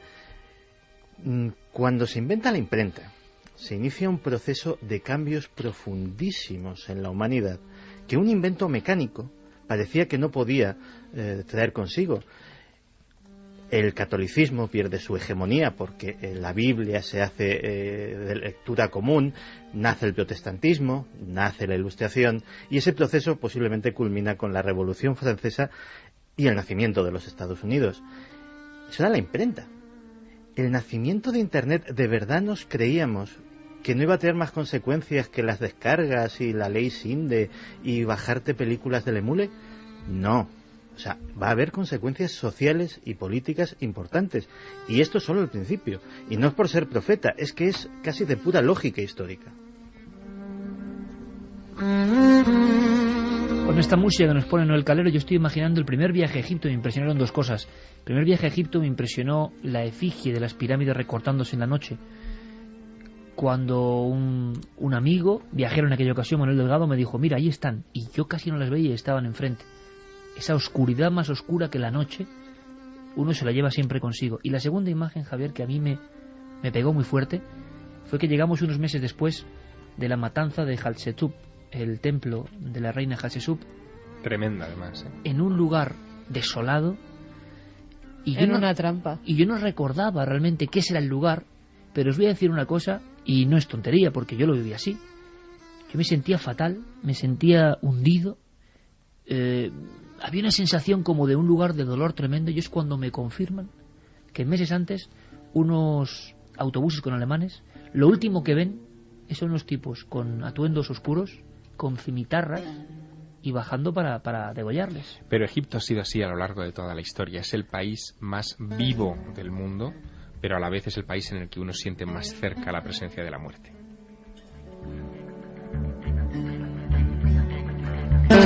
Ese doble mundo, ¿verdad? Del viaje al más allá en las entrañas de la tierra y de la vida que hay en la superficie. En fin, nuestro dossier sobre Egipto, sobre lo que está ocurriendo. Podemos rematar con algunos mensajes de nuestros amigos. Pues vamos con esos mensajes. María nos dice: los tesoros egipcios ya pertenecen a toda la humanidad. Que los destruyan es un atentado a la cultura universal. Florina desde Madrid: hechos de carácter forteano, lluvias extrañas, aluviones de animales muertos, luminarias inexplicables en el cielo y en el agua, llevan sucediéndose desde hace siglos. Y ahora nos preguntamos si es que en esta época estos sucesos ocurren con similar cantidad y periodicidad de siempre. Pero tenemos la sensación de que es mayor su concurrencia porque tenemos más y mayor acceso a la información. Es absolutamente inquietante y encima todos estos sucesos son la mejor carnaza para alimentar a los apocalípticos del 2012. Y Mix nos dice: política, religión, economía, el mundo se desmorona, los cimientos eran de muy mala calidad. Cecilia Saiz: están los países árabes muy revueltos, espero que no se cumplan las profecías del apocalipsis. Sois estupendos amigos, besazos. Desde Mercadal, en Cantabria. Creo que el universo es demasiado grande porque vamos a ser los terrícolas sus únicos moradores. Lo que me pregunto es ¿qué querrán de nosotros? También está ese miedo, así vienen los extraterrestres, lo que dijo... Es el miedo al cambio, Carmen. O sea, está cambiando el mundo debajo de nuestras narices en Egipto y está cambiando también nuestra percepción del universo. Y todo a la vez, porque esos mensajes o esas declaraciones, por ejemplo, de Stephen Hawking hace muy poco tiempo, o esas informaciones... Hay que temerlos. Exacto, que hay que temerlos, o esas informaciones sobre si la ONU tenía o no una embajadora preparada en el caso de un contacto, pues todo eso también es una señal de que algo muy profundo está cambiando en esta especie. Y lo estamos comentando, lo estamos contando. Por cierto, vamos a hacer una cosa. Un viaje a las entrañas de la Tierra. Se está comentando mucho eso de entrañas de la Tierra. Y hay un lugar donde parece que esas tuberías del mundo conectan casi con el infierno.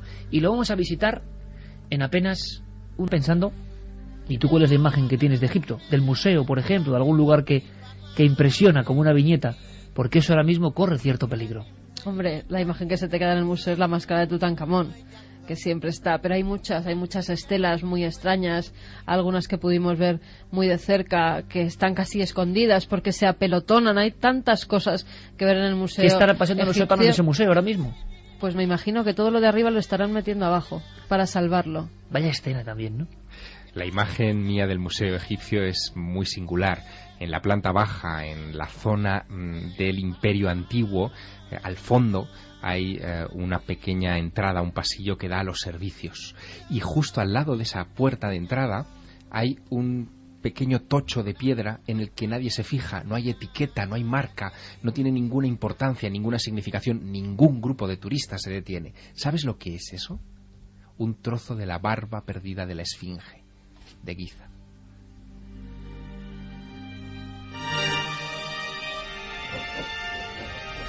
Y ahora sí, vamos a comenzar una exploración después de esta escena de Javier Sierra. Egipto es así. ¿Por qué no conectamos con otro país lleno de secretos? Acaba de llegar nuestro compañero Pablo Villarrubia y en su honor pongo esta música maravillosa, En busca del misterio, Michael Huguen. Marchamos hacia tierras de auténticos enigmas.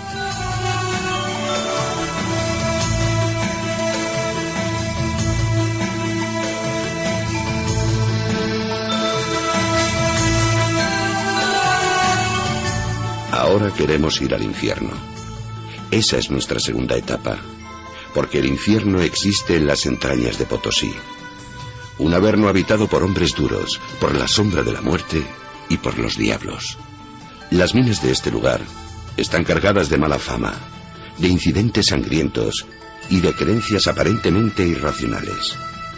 Son las más peligrosas de América y no hay otra forma de penetrar en este submundo que calzándose las botas y el casco y descender.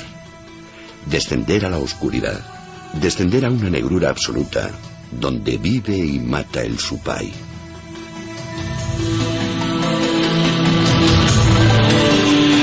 Nuestra nave se mete debajo de la tierra. Se ha hablado mucho de las minas de Potosí como las más peligrosas del mundo, las que más muertes, por desgracia, acarrean. Y encima estando ahí dentro, porque hay que estar ahí dentro para contarlo, en ese auténtico infierno en la tierra, dicen algunos, hay símbolos esotéricos, algunos indescifrables, hay conexiones mágicas, hay apariciones, hay historias increíbles, pero hasta ahora, hasta esta noche casi, era un mundo vedado. Pablo Villarrubia, buenas noches. Muy buenas noches, Iker. Acabas de llegar prácticamente de las minas del infierno. Exactamente. ¿Y qué te traes, amigo? Pues recuerdos, imágenes de hombres muy castigados por la vida, por las minas, por unas entrañas terribles de aquel cerro Rico, que debería recibir otro nombre, Cerro de la Muerte. En realidad le llamaban la boca del infierno, y hombres que están luchando por sobrevivir. Esa es la imagen que me traigo. Has venido muy impresionado. Estamos hablando de una zona concreta de Bolivia que fue zona de riquezas, fue zona de... Bueno, la palabra Potosí, tener un Potosí significaba, para nuestros abuelos, tener una riqueza increíble, ¿no? Todavía la expresión sigue en el castellano. Potosí, ¿no? Vales un Potosí. Y sin embargo, en realidad es otra muy distinta. Creo que ha sido uno de los viajes más duros, ¿verdad, Pablo? Sí, fue uno de los viajes más duros realmente del cuarto milenio, eso sin duda. Y bajabais, para hacerte idea de lo que estaba ocurriendo, bajabais muchísimos metros y te encontrabas con un individuo que no sé si es humano o no es humano. Los misterios de las minas, incluso en España, muchas historias hay de aparecidos ahí abajo. Pero tú me dejaste asombrado cuando me comentaste que había que hablar del supay o del tío. Exacto, esa figura venerada, temida al mismo tiempo por todos los mineros. Para que tengas una idea, Iker, durante el periodo colonial murieron a lo largo de 80 años casi 15.000 indígenas en aquellas minas. Después fueron sucediendo muchas muertes y ellos atribuyeron no solo al conquistador español, ¿no?, que les obligaban a trabajar como esclavos en aquellas minas, sino a otra figura que no podíamos decir que es solo el diablo, sino también una figura que les daba la vida, que les podía dar la riqueza, una figura, digamos, incongruente, una figura paradójica, como es el supay, el tío, y lo vimos allí cara a cara, estuvimos con él, y además bajo riesgo de haber perecido bajo tierra. Ahora me lo cuentas, Pablo. Y ahora te contaremos. Vamos a escuchar a especialistas, a mineros. Bueno, que los mineros bolivianos hablen es un milagro. Que nos hagan partícipes de su mundo oculto, críptico, en el cual las cámaras no entran prácticamente, también es otro milagro. ¿Y cómo describían el supay, al tío? Muchos tienen altares con la figura de este ser, que algunos describen como un hombrecito, y que en la cultura andina se aparece realmente. Vamos a escucharlo con qué grafismo, ¿no?, lo expresan. Nosotros aquí al duende llamamos al diablo, al tío que decimos. Interior mina, adentro tenemos un tío que está bien sentado y a él es el que, entrando a la mina, a él es el que adoramos, a él le echamos cada viernes o cualquier día.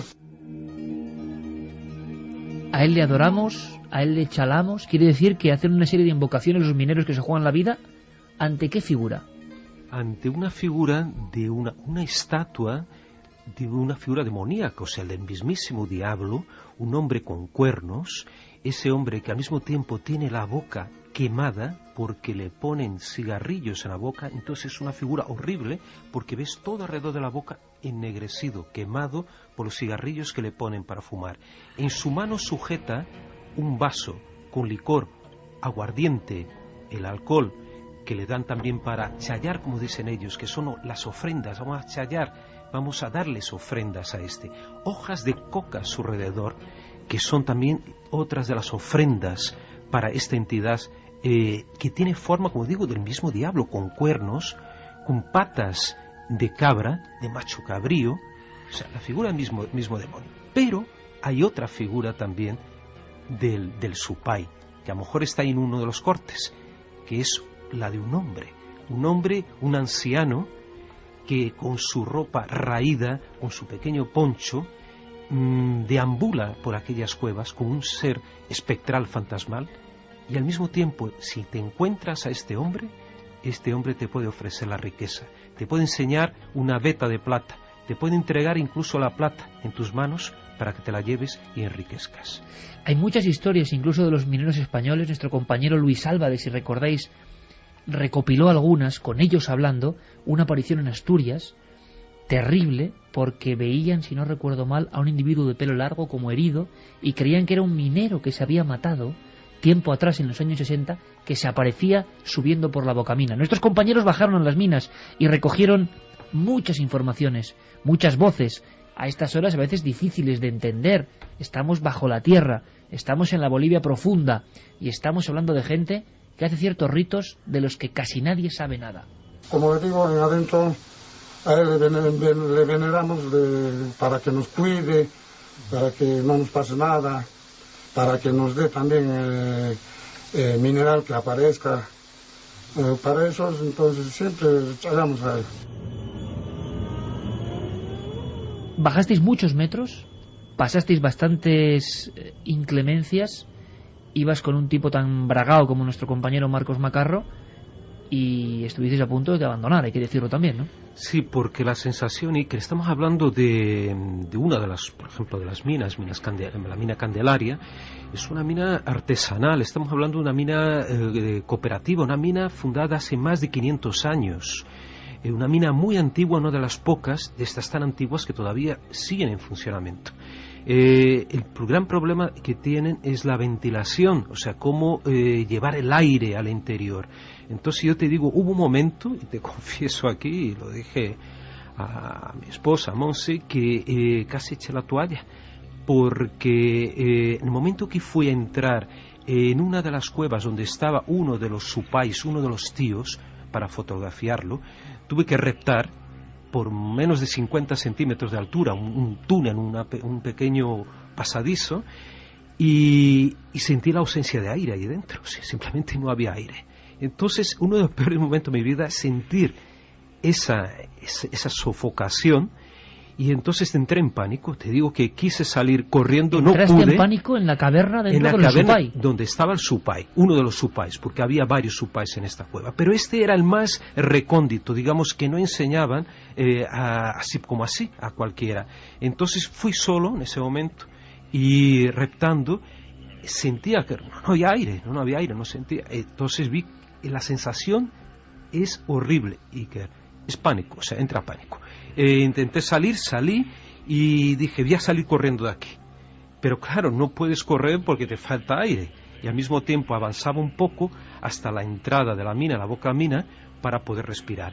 Y entonces me calmé, me tranquilicé y volví al interior para seguir con las filmaciones.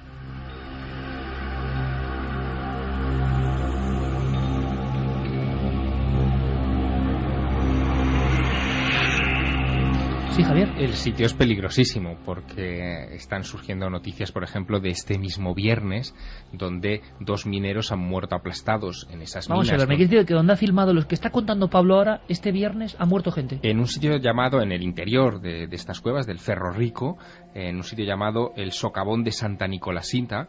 Que estaba al lado, sí. Sí, pues 2 mineros han muerto aplastados por una explosión este viernes. Por lo tanto, esto adquiere un valor, en el buen sentido, también de homenaje. Porque hay gente que, malviviendo, está tocando el misterio. Fíjate, Javier, Santi, Carmen. Pablo, una vez más, a mí me ha puesto los pelos de punta, porque yo sé lo que es Pablo, y que cuente esto le cuesta, no le gusta tampoco contarlo así como así. Sensación de pánico. Pero la descripción que has hecho es que es muy parecida a la que uno siente en ciertas cuevas rupestres. Las claves, mágicas o no, diabólicas o no, ¿dónde están, Carmen? Al final de las cuevas. Siempre. Donde hay que reptar. Donde tienes muy poco espacio, vas dando con la cabeza casi en el techo y el pecho lo vas arrastrando por el suelo. Cuando uno va por la caverna conocidísima de Altamira y tan desconocida al mismo tiempo, donde están esas áreas que nunca se enseñan, y repta y la cabeza toca con el techo, y en el techo están marcadas las manos de niños de hace miles de años, y llega a una covachuela final donde casi no hay aire, se encuentra que las paredes casi conforman unas formas que los prehistóricos, los hombres paleolíticos, dibujaron, por ejemplo, el hombre con cara de bisonte, o el humanoide casi de piedra que te está mirando. Y muchos, yo estando allí, imaginaba la sensación que tenía el chamán en solitario con su antorcha, llegando hasta ese lugar, el útero de la tierra. En Bolivia, en las minas, los lugares de culto tienen la misma estructura, y seguro que casi nadie ha caído en esto, ¿no? Hay una sensación del rito de que casi se tiene que sufrir para enfrentarse a esas figuras. Sí. Cuéntanos más del supay, porque es que encima en las mismas minas ha habido apariciones. Dentro de las minas, los mineros contaban historias de aparecidos. Incluso uno de los mineros, bueno, este señor que hablaba, notabais que tenía la voz como alterada, y eso porque en ese momento que entrevistábamos estaba coqueando, estaba con las hojas de coca formando una bola en todo el carrillo, ¿no?, para poder soportar, digamos, aquellas condiciones, o sea, la falta de aire, ¿no? Bueno, falta de aire que se ve fuera también, porque son 3.800 metros de altura esa zona. Claro. Exactamente, ya íbamos con el cuerpo, ¿no?, alterado por el soroche. Soroche, ¿no?, que era otra cosa que era... El mal de altura que es terrible, ¿eh? Lo pasas mal, ¿no?, hasta que no te acostumbres. Por eso ese lugar lo tiene todo. Claro, o sea, minas, cosas ancestrales, y en uno de los lugares más inhóspitos de la Tierra para vivir. Sin duda, y a pesar que la ciudad colonial es una maravilla, y recomiendo vivamente que la gente conozca Potosí, una de las ciudades más extraordinarias coloniales de todas las Américas. Y, como te decía, o sea, dentro de estas cuevas, estos hombres, entonces, tienen que beber, ellos creen que bebiendo mucho alcohol, de esa forma también están agradando al supay, al tío, que en realidad es una palabra quechua que ellos intentaban decir la palabra Dios, pero no, en quechua no existe la letra D, entonces salía Dios, tío en realidad. Y el tío es algo que no es exactamente diablo, pero tampoco es Dios. Es ese ser intermediario, este ser que te abre los caminos de las minas y al mismo tiempo te las cierra, o te hace que las minas, o sea, que la mina conspire contra ti. Un corte que tiene ahora un material de Pablo, una entrevista bajo tierra, que tiene, como digo, un especial valor por lo que ha contado en tiempo real Javier Sierra. Los capataces de las minas y los mineros hablando de los compañeros que tienen que enterrar, pero casi constantemente, ¿no? Muchas han entrado y han salido muertos. Pero en algunas partes hay gas, sin conocerse entran y ahí han salido. Y algunas veces también se han caído al zajo y también han salido muertos. Y también decíamos apariciones. En este ambiente de muerte, sin oxígeno, claustrofóbico, tal y como lo ha designado perfectamente Pablo Villarrubia, hay historias de cómo la escultura se convirtió en algo que se venía apareciendo. O sea, las apariciones conformaron al final el rito y el mito. Escuchamos. Por ahí alguna vez te encuentras con el tío dentro de la mina, y a veces muchos de los mineros lo dan la forma de una persona más anciana que está caminando dentro de la mina con su capina, que es como una mochila, y cuando se topa con esta persona siempre dice: no tienes alcohol, o no tienes cigarrito o coca. Sí, tengo eso. Y le das, pues ese minero viejo te entrega el mineral muy buena que está cargado en la espalda, sin nada más de decirte: toma esto, me diste coca, me diste cigarro, toma, pa. Y se va, y se pierde. ¿Qué simbología es esta? Los mineros hablan de que se encuentran a veces con ciertas figuras. Podemos pensar, las condiciones de altura, el alcohol, la falta de aire, ¿provocan alucinaciones? ¿Las alucinaciones siempre tienen la misma forma? Que no piensen en la coca, porque la coca es la hoja de coca que la se hoja masca, de coca, que mascan allí, como has dicho. Y que todos hemos mascado por la altura. Claro. Y tomado infusiones de hoja de coca. Exacto. Pero es singular que en todos estos lugares, también en el viejo mundo, en el viejo continente, las minas más ricas, los yacimientos más importantes, siempre se asocian a apariciones de figuras sobrenaturales. Nuestro folclore está lleno de duendes, por ejemplo, que protegen la entrada a cuevas ricas, por ejemplo, en plata, que es justo el mineral favorito o más extraído en las minas del Potosí, en Bolivia. Aparecidos dentro de las minas, Pablo. Bueno, los mismos indígenas hablaban también antiguamente, en épocas coloniales, y los curas de aquella época, los religiosos, hablaban que su pai era un ángel bueno o malo. Hablaban también que era el demonio o un trasgo. De hecho, yo indagando a uno de los mineros me decía que era un duende, el tío podía ser también un duende demoníaco, pero al mismo tiempo también que les ayudaba. Bueno, y hablando de ayudas, Pablo, todos nos acordamos aquí de casos de damas protectoras, lo hemos contado, en Albacete, en las proximidades de Orihuela, las historias de niñas que desaparecen y son protegidas por figuras que solo recuerdan la imagen como de algo casi virginal que les protege durante un tiempo.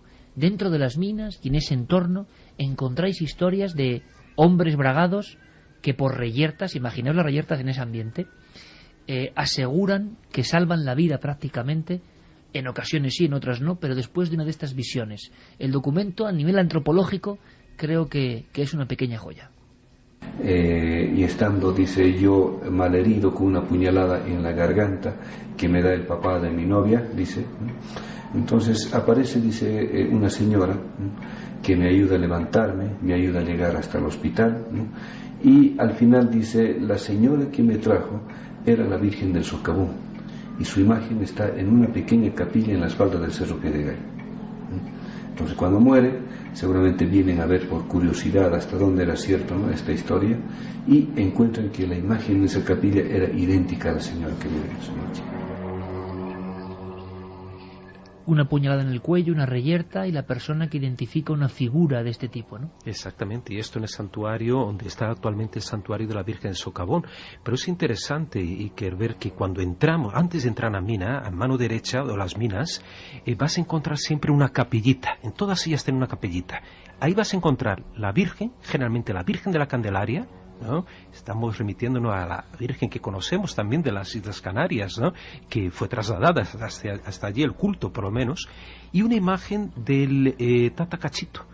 El Tata Cachito en realidad es Jesús, pero lo que me impactó es ver una imagen de un Jesús crucificado, de uno de los brazos ensangrentado le pende una pala, que es la pala de los mineros.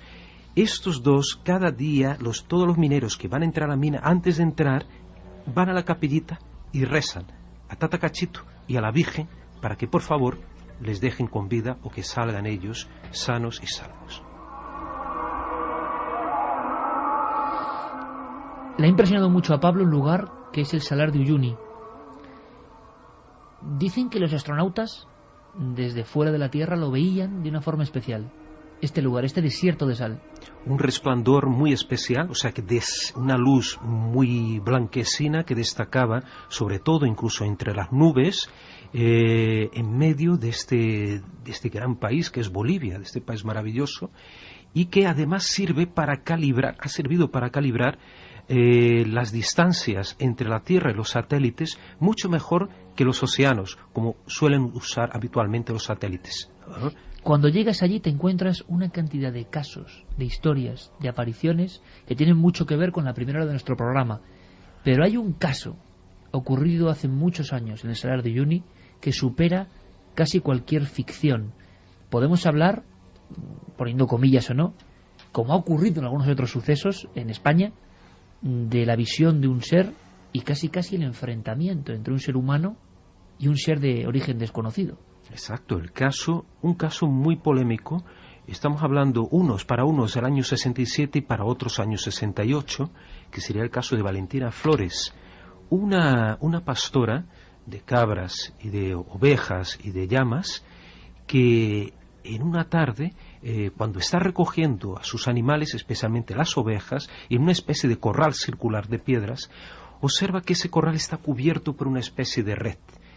Cuando se acerca, ve a una criatura, a un ser de 1 metro de altura aproximadamente, vestido, enfundado en una especie de buzo, con un casco, una mochila a las espaldas y con un extraño objeto tubular en la mano que lanza y que ese objeto alcanza las ovejas y las mutila, provocándoles cortes circulares.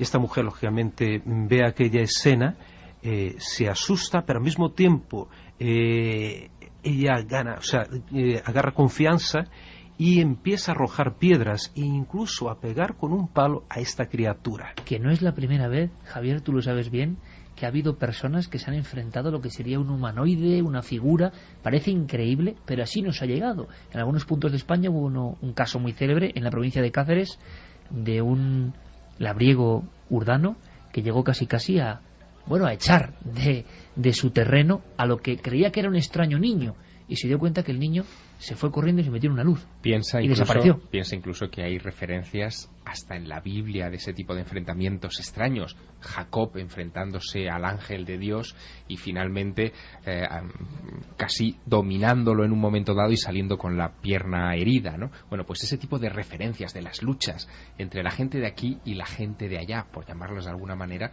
son constantes y son desconcertantes. ¿Has logrado, Pablo, hablar con personas como Estela Miralles, que conocían perfectamente la historia? Un milagro que localicé en el mismo día que llegaba a Oruro, esta mujer que es la hija del director del periódico La Patria, que publicó por primera vez la noticia y que mandó un periodista para averiguar la historia. Una red, un ser con casco que causa mutilaciones en los animales en un lugar desolado del planeta Tierra, en aquel momento Oruro, 1967. En esos días ocurrió un incidente que una campesina que no hablaba castellano, ¿no?, fue a denunciar al regimiento de Chayapata, al Ranger, que ha venido un hombrecito pequeño que le ha atacado al ganado, que dice que le disparaba a los animales aquí a la altura del pecho, y les parece como que les extraía vísceras y ponían una bolsa de plástico. Ahora mismo Santiago Camacho está poniendo una de sus caras de ¿Por qué, Santi? Es que, bueno, la descripción, repito, esta es la magia del misterio, que no sé qué hay detrás en este caso. Un tipo sacando vísceras y metiéndolas en una bolsa en un paraje desolado ante una campesina que solo habla en quechua, año 67. Claro, es que yo ponía cara de, pero venga ya, ¿qué es esto? Porque realmente no podía dar crédito a que alguien pudiera haber visto, pues eso que 10 años más tarde, un poquito menos, pues sobre todo en Nuevo México, en Arizona, en Texas, en los estados ganaderos de Estados Unidos, fue la famosa oleada de mutilaciones de ganado, que efectivamente algo, a través de orificios, como antes decíamos, circulares, les extraía las vísceras no aparecían, la sangre tampoco, como si alguien bajito no las hubiese metido en una bolsa. Con lo cual, de ahí mi cara. Yo recuerdo, Santiago, siendo yo muy niño, había unos fascículos, El mundo de los ovnis, los recordaréis todos, quizá los más veteranos que nos escuchan también, y había una portada que daba mucho miedo. En fin, estamos marcados por estas cosas, ¿no? Que era una vaca ascendiendo hacia una especie de disco, y Benítez, en fin, titulaba abajo: mutilan el ganado. Ese caso fue en Brasil, ¿eh? Fue en el Río Grande del Sur, ese caso en los años 60, investigado por Víctor Suárez, que tuve yo el privilegio de entrevistar a este investigador. Bueno, brasileño. pues toda esa fenomenología se concentra en este ambiente, en una mujer, y hay más. Esta hija del periódico, del director del periódico y del periodista de alguna forma que se encargó de difundir estos hechos tan extraños, habla de algo asombroso. Como ha dicho Pablo, esa campesina, viendo que sus animales, bueno, se estaban desgraciando de alguna forma, aquel niño extraño con casco, se enfrenta al ser. Agarró un palo y fue a pegarle al hombrecito y llegó a golpearle, ya dice, le ha llegado aquí en su mejilla y se le ha desprendido, pero no le sangraba, y que el hombre se defendió disparándole como no sabe qué, ¿no? Pero que le ha disparado algo que le ha botado lejos, pero no le ha hecho ninguna herida, solamente se chamuscaron sus ropas. Y la campesina mostró ante los periodistas las ropas chamuscadas. Un caso impactante, Iker, y yo diría que yo hasta desconfiaría de la veracidad si no fuera porque el ejército mismo boliviano fue en aquel momento a investigar el caso. Y dan también por otros motivos, porque estamos hablando de la época de la guerrilla, estamos en la misma época que mataron al Che Guevara. Entonces ellos averiguaron aquello, y Pablo Ayala, que era el hijo de uno de los militares, hizo unos dibujos, ¿no? Unos retratos robots de las criaturas de estos dos seres pequeñitos, y atestiguó que sí, que aquella mujer, que era prácticamente analfabeta o que solo hablaba el quechua, decía la verdad. Y lo más curioso, Iker, que yo en 1997 localizo en Tucumán, en norte de Argentina, un caso muy parecido y totalmente inédito de una pastora también, cuyos, que también vieron seres bajitos.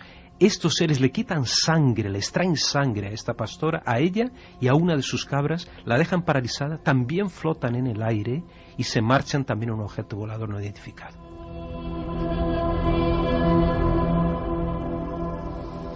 Tan insondable, tan lejano, ¿no?, el misterio de los ovnis, y es que esto tiene que ver con los ovnis, desde luego. Pablo, imagino que más de una noche a tu regreso has vuelto a soñar con la cara del Supay.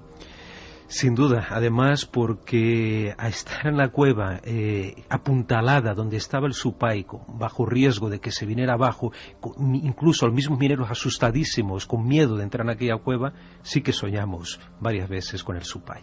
Pablo, hermanito, como siempre, un abrazo muy grande, gracias, y tendremos más noticias de estos lugares asombrosos, increíbles, y que de alguna forma se hacen públicos después de tantos años de secreto. Gracias, compañero, como siempre. Gracias. 2:55, en la tercera hora de Milenio, vamos a saber la historia. Se contaba, Santi, que el director del Sexto Sentido tiene una vida marcada por lo paranormal. Ya han sido cientos de mensajes en los últimos años. Que hablemos, por favor, de la historia de este hombre, que hizo una película, yo creo que primordial para entender el miedo y el siglo XX y XXI. Todo el mundo convencido de que había algo misterioso. Qué mejor que descubrirlo hablando directamente con él, ¿no?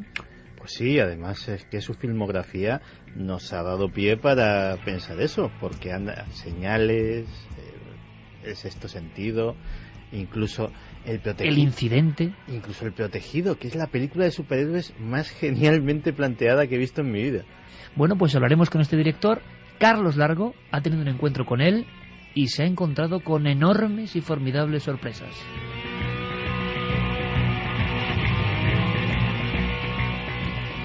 Vamos con la encuesta. IkerJiménez.com, debate de la semana en Milenio 3. La pregunta sencilla, ¿qué son los ovnis? Fenómenos naturales, prototipos secretos o extraterrestres. ¿Qué es lo que opina? Un 66,4%. ¿Qué opinas, Javier? ¿66%? Es impresionante que, yo no me lo esperaba, en fin, que haya esa mayoría tan clara, ¿no? Sobre todo cuando parece que está de moda justificar el fenómeno ovni con otros muchos sentidos y no los extraterrestres, ¿no? Bueno, quizá hay que leer esta respuesta en clave, es decir, es una manera que tienen nuestros oyentes de decirnos que creen que no estamos solos. Aunque también muchos coinciden en que son experimentos, nos lo hacen llegar en sus mensajes, para que desviemos la mirada, que la gente se centre con todo lo que está pasando en mirar al cielo, en objetos volantes no identificados y verdadera información, dicen algunos de los mensajes, seria, pues que pasemos un poco de ella y que nos centremos más en lo que no conocemos. Vanessa nos decía, cuando estudiaba historia, mi profesor nos contó cuando estuvo en el Museo del Cairo y de cómo faltaba personalidad personal, para datar y valorar todo el material existente en el museo, y ahora pasa esto. ¿Sabotaje? Alba desde Salamanca, no puedo creer lo que está pasando en Egipto, aunque no estoy muy informada, creo que lo que reivindican es justo, pero ¿por qué la toman con el legado histórico del país? Es un patrimonio del mundo y deberían defenderlo en lugar de atacarlo, es su historia, no puede ser. Hay que decir que son unos pocos individuos, que no es el pueblo egipcio el que esté saqueando los monumentos y las antigüedades, más bien todo lo contrario, el pueblo está protegiendo del saqueo esas antigüedades, y lo que hay es unos cuantos vándalos que no sabemos con quién. Y además de forma espontánea. Efectivamente. Yonay Rodríguez, desde Canarias, nos dice: los países que llevan tantos años oprimidos se empiezan a levantar y no sabemos hasta dónde llegarán. Joaquín desde Sevilla nos dice que es fan de Santi Camacho y, a colación de su reflexión del símil que ha hecho con la imprenta de Internet, decir que el hombre como especie no aprende de su historia y vuelve a caer una y otra vez por desconocimiento, porque no la estudia ni intenta comprenderla. Gracias por vuestro trabajo. Juan Terradas desde Toledo: intentemos ser optimistas. La mayoría de la gente que protesta son jóvenes estudiantes que buscan democracia y el fin del totalitarismo. Sería absurdo cambiar una dictadura por una teocracia. Es horrible lo de Egipto. Gracias, Milenio, por vuestra franqueza periodística, nos dice Elo desde Las Palmas.